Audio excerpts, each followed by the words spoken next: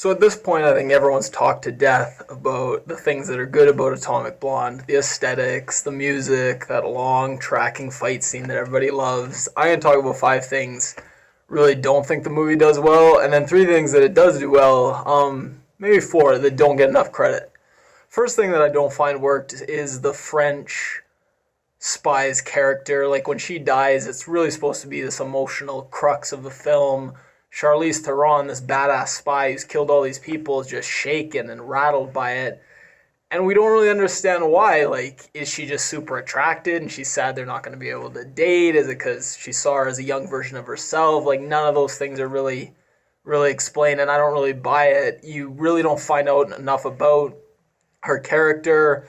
Her acting so-so. It's not something that's going to make you fall in love with her as a character. It's Sofia Boutella is the actress, and first thing you know, it's a really cool, like, unique look. She's Algerian, I think only really big Algerian actress I know of, but her acting's, not great and definitely not enough to make you, like, really invested and care.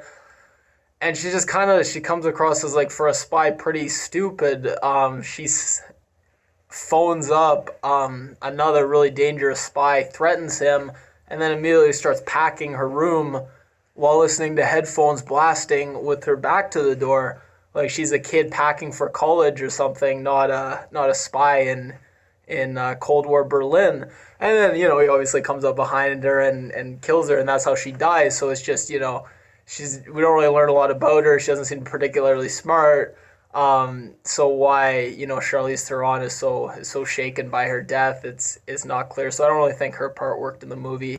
Second thing, I didn't think the movie did a good enough job on touching on the last part. None of the characters really seemed that smart, and that's what you love about spy movies. Think of like Matt Damon in The Departed. Sometimes stuff will happen and he's got to like improvise and think on his feet, and you're like, oh, I know it's a movie, but like you're kind of impressed. You're like, wow, how is he thinking of this? Or even like Matt Damon in the Bourne movies, like he does things where you're like really impressed by like how smart he is, and you're kind of in awe of it. In this movie, like Charlize Theron, she's really stylish, she's really cool, and she's really tough. Like she's a badass. She like has some great fight scenes, but she hides like a gun in the room service ice bucket, or they do the thing with the umbrellas where they all flip the umbrellas, but nothing major to where you're like blown away by like how smart he is. And really you don't see that with any of the characters. So I thought like for a spy espionage movie, they really didn't do a good enough job with that. Third thing would be like half of the violence of the movie. Now everyone they say the violence is great. They love the fight scenes. I thought it was like half and half. Like half the violence was great, but half was like so-so. Like when I was watching it, I didn't know that the violence was so like highly acclaimed. So like midway through, after the first two fight scenes, I actually thought the violence was pretty average. Like I like the ingenuity when she's fighting the guys with the hose. Like I've never seen that before. When she swings out of it, it's pretty cool. But the first fight scene was like, I thought it was kind of awkward and like choppy at times. Same with the second when they're in the theater. I think when she grabs a big thing and like pulls it down on the guy. But other than that, like at that point in the movie, I was like, I didn't think it was going to be like this groundbreaking action movie at all. But then obviously, of course, there were great action scenes that were like as good as I've seen, John Wick type action scenes. But the difference between John Wick, like John Wick, I thought almost all the action was just great. Here it was like a mix of like kind of so-so and then really great action. So could have been better as far as like just cleaning it up and having like all of the action kind of at that high level. Fourth and fifth thing, everyone's kind of talked about this. Like the plot was really bad. 90% of the movie, the plot's really slow and predictable. The guy that's kind of seems like the Snake double agent, he turns out he's the Snake and the double agent, like no twist at all. And then in the last 5 minutes, they like try to cram a bunch of twists, like, oh no, she's actually was the leak and betraying the British, but that's okay because she was doing it for the greater good because she was a CIA triple agent spy. And it's just, one, it seems way too rushed. Two, you don't really care, like it doesn't change anything. Three is not a good twist because if you went back and rewatched it, it's not like anything would like make more sense and you'd be like, oh, that makes sense, that's why that happened. No, it doesn't really change anything. Great twist, you kind of go back and you're like, oh, okay, that's why that happened. You could kind of see it coming if you were really paying attention. And then yeah, dialogue.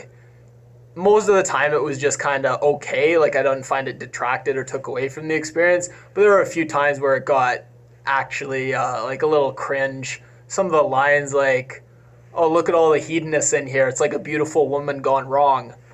Like that's just a bad line. Or like women always getting in the way of progress. Like these are just like they're just not good lines. So yeah, dialogue range from like just kind of mediocre to like sometimes kind of cringeworthy. What I really liked, and I thought the movie did well, it doesn't get enough credit, was the contrast. Everyone's like, oh, it's so stylized, there's all these beautiful like shots, but I thought it was paired well with like this gritty urban landscape of Berlin, everything gray, and you see the tanks rolling, and just that contrast, or the contrast between, everyone talks about, oh, the 80s soundtrack, upbeat music, but that was always kind of paired with like, really brutal violence a lot of the time, or car crashes and stuff, and I thought that's what made it one of the reasons it made it work, or otherwise it might have been a bit cheesy, but I thought just the contrast between the two was nice.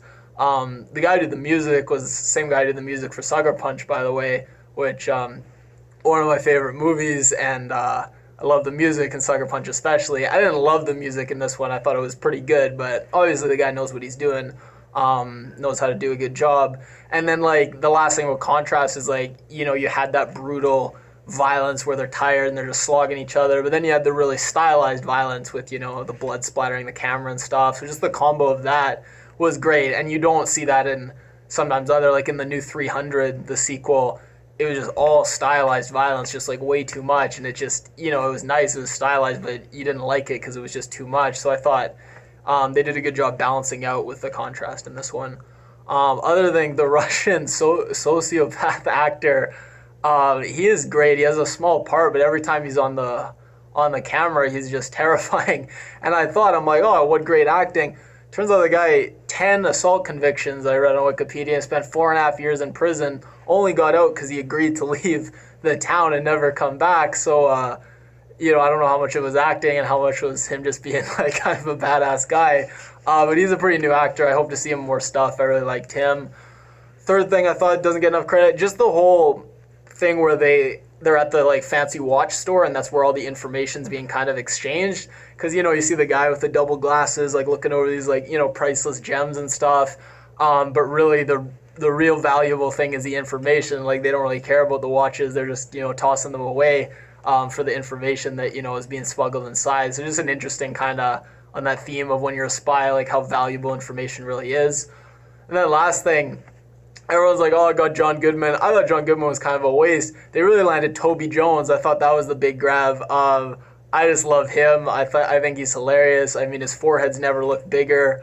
And yeah, I thought that was pretty cool that they had him. Yeah, John Goodman, didn't really like him at all. I thought it was kind of miscast and just kind of a waste of the film. But Toby Jones was great. So yeah, all in all, I'd give the film like a 6 or a 7, because the things that the film does well, those just beautiful like Glamour magazine shots, almost every shot was just so beautifully put together. The aesthetics, the cinematography, those things, 9 or 10 out of 10. But then other things like the dialogue, the plot, I mean, you're looking at like a 4, a 5, maybe even a 3 out of 10. So balances out to kind of like a 6 or a 7 for the film.